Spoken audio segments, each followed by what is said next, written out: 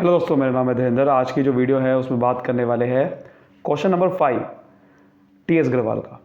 General का बहुत important question. ये बेसिकली बैड डेट्स और बैड डेट रिकवर्ड का क्वेश्चन है। ठीक है, इससे पहले आपको बता दो कि क्वेश्चन नंबर 6 की मैंने वीडियो बना रखी है, 7 की बना रखी है और भी कुछ बहुत सारी वीडियोज़ है। आप वो सारी वीडियोज़ का लिंक डिस्क्रिप्शन में है। ठीक है, कुछ ही दिनों में मैं इसकी प्लेलिस्ट भी बना दूंगा, तो आपको सारी वीडियोज़ प्लेलिस्ट में मिल जाएगी। तो चलिए शुरू करते हैं। तो देखो, सबसे पहले हमने फॉर्मेट बना लिया है इसका जनरल का। तो ये हमारा फॉर्मेट है। ठीक है, क्योंकि ऊपर लिखा हुआ नहीं है कि किसकी बुक्स में है, तो हम कोई नाम लिखेंगे नहीं। ठीक है, किसकी बुक्स पे बना रहे हैं पता नहीं है। तो अब सबसे पहले एंट्री करते हैं 2022 अप्रैल 1। क्या लिखा हुआ है? Mohan is declared insolvent. Insolvent का मतलब होता है इनएबिलिटी टू पे। क्या मतलब होता है? इनएबिलिटी टू पे, यानी कि आपकी क्षमता ही नहीं बची पे करने की। मतलब आप इंसॉल्वेंट हो गए, उसका मतलब है कि आप पे ही नहीं कर सकते पैसा। फिर आगे लिखा हुआ है received first and final dividend from his official receiver. जब आप इंसॉल्वेंट हो जाते हो तो आप एक बंदा अपॉइंट करते हो, उसको बोलते हैं ऑफिशियल रिसीवर। तो वो बंदा फिर पैसा देता है दूसरी पार्टी को जिससे भी उधार ले रखा था इस बंदे ने। जैसे मोहन ने किसी बंदे से उधार ले रखा था, तो उसको चुकाने के लिए ऑफिशियल रिसीवर बुलाना पड़ता है। तो वो कह रहा है कि, और डिविडेंड बोलते हैं उस समय, जो भी पैसा बचा कुचा है, वो कह रहा है कि फर्स्ट एंड फाइनल डिविडेंड, जो भी पैसा वो कह रहा है दे सकता है, वो 50 पैसा दे सकता है इन अ रुपी अगेंस्ट अ डेट ऑफ 5,000। यानी कि उसको 5,000 रुपये देने थे मोहन को। मोहन ने हमें 5,000 रुपये देने थे। 5,000 रुपये का डेट था, और वो उसने जब ऑफिशियल रिसीवर को बुलाया तो 50 पैसा 1 रुपये का ही मिल सकता है। 50 पैसा इन 1 रुपये का मतलब हो गया। देखो ध्यान से, इसका मतलब क्या है? 1 रुपये में कितने पैसे होते हैं?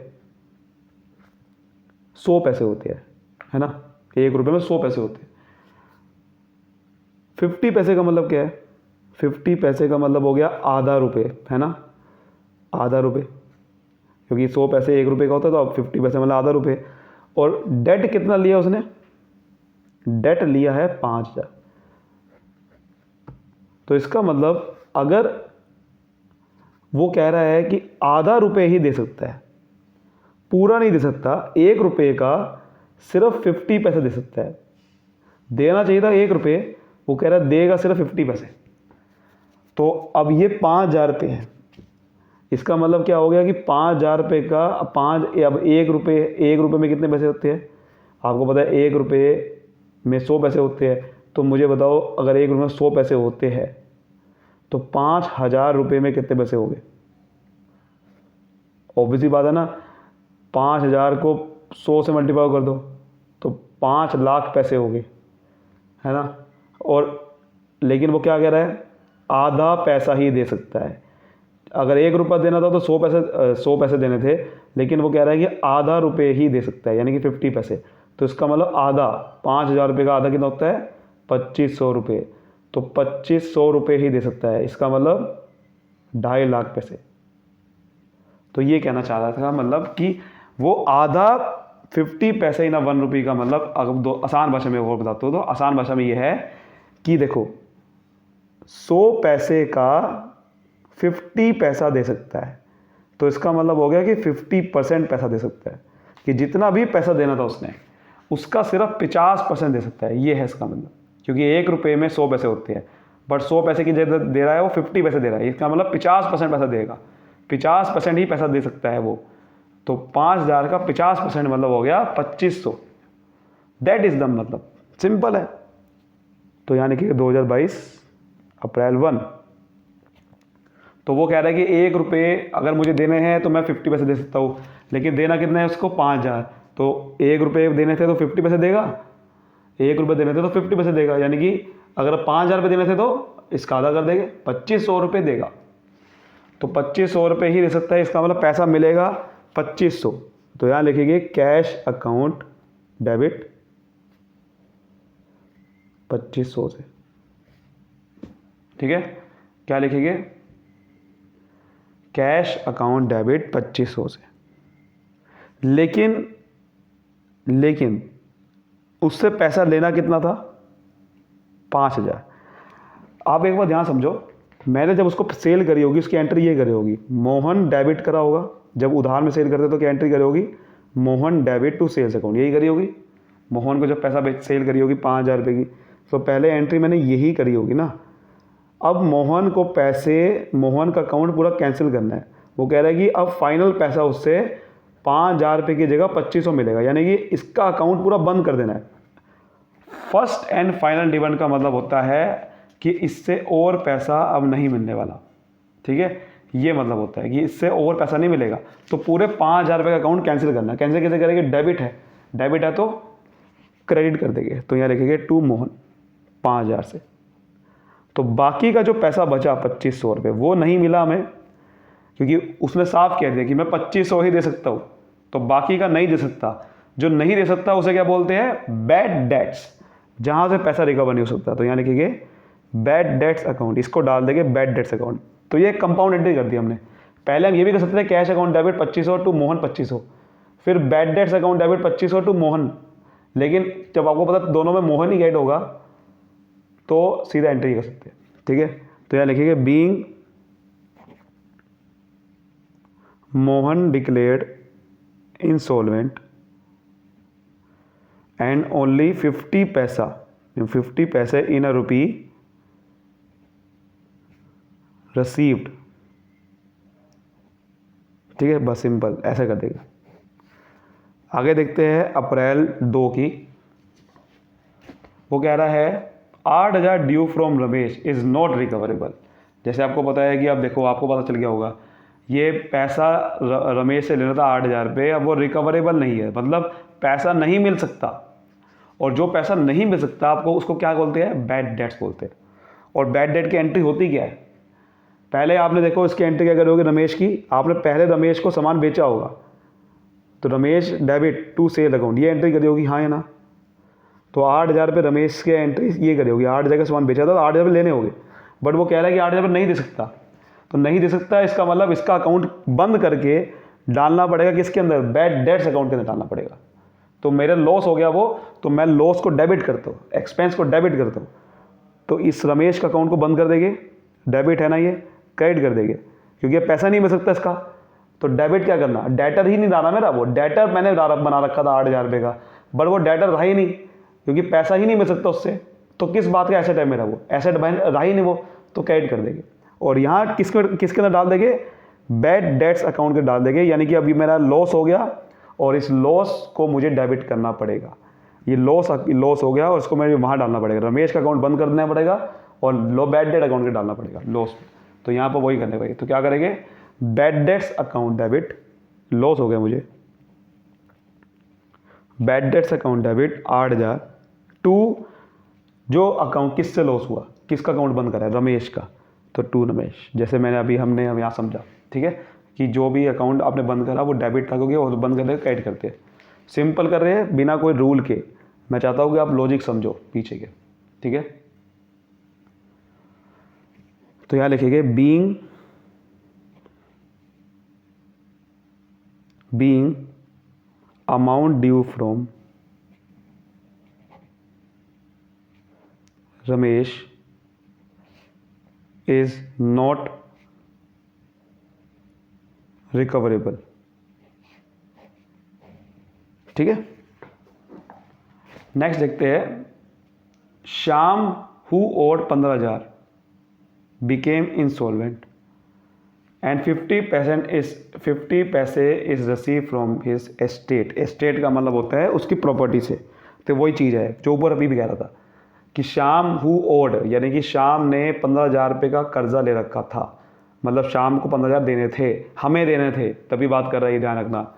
और वो इंस्टॉलमेंट हो गया, ऊपर हमने क्या समझा, इंस्टॉलमेंट का मतलब पैसा नहीं दे सकता वो, और 50% दे सकता है, ये वही चीज़ है। ऊपर भी इसने यही कहा था, बस कहने का तरीका अलग था। उसने कहा था कि 50 पैसे 1 रुपये का दे सकता है, इसका मतलब 50% दे सकता है, और यहाँ पर सीधा कह दिया 50% ही मिल सकता है। तो बात वही वाली एक ही है, समझ गए। तो एंट्री फिर वही रहेगी, वही वाली एंट्री होगी जैसे ऊपर हुई थी कि 50% पैसा आ सकता है, तो कैश अकाउंट डेबिट करेंगे, बिल्कुल सही। तो यहाँ लिखेंगे अप्रैल 3, तो कैश अकाउंट डेबिट, पैसा 15,000 का तो लेना था उससे, लेकिन वो कह रहा है कि 50% ही आ सकता है, तो इसका मतलब 50% आएगा इसका कितना, 15,000 का 7500 रुपये। लेकिन पूरा अकाउंट तो शाम को बंद करेगा ना, क्योंकि देखो शाम का जब अकाउंट, शाम को जब सेल करोगे, तो शाम को सेल करोगे तो एंट्री ये करोगी शाम डेबिट टू सेल्स अकाउंट 15,000 से।